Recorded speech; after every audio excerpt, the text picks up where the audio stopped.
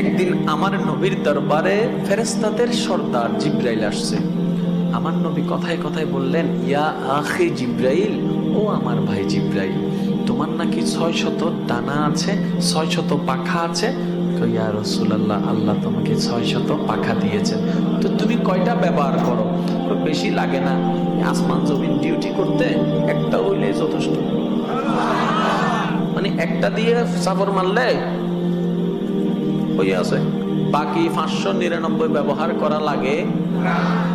আচ্ছা, যার 600টা ডানা আছে তার শরীরটা কত?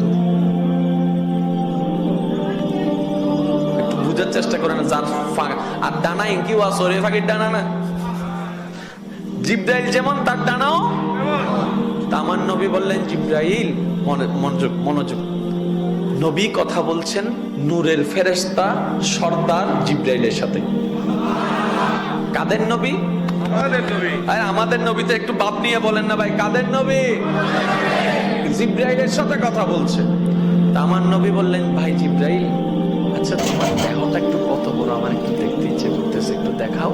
তখন জিব্রাইল বললেন, ইয়া রাসূলুল্লাহ, আমাকে ক্ষমা করবেন, আল্লাহ আমাকে যে বডিটা দান করেছে ওই বডির রূপটা নেওয়া যদি নিতে যাই পৃথিবী ছোট হয়ে যাবে, পৃথিবী ছোট হয়ে যাবে। আমি এটা এখানে খুলতে পারবো না, দেখাইতেও পারবো না।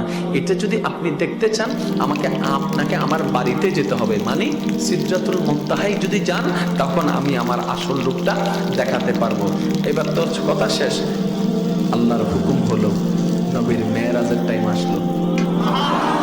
ওরা আশেকরা আশেকের মতো করে বলেন না সুবহানাল্লাহ।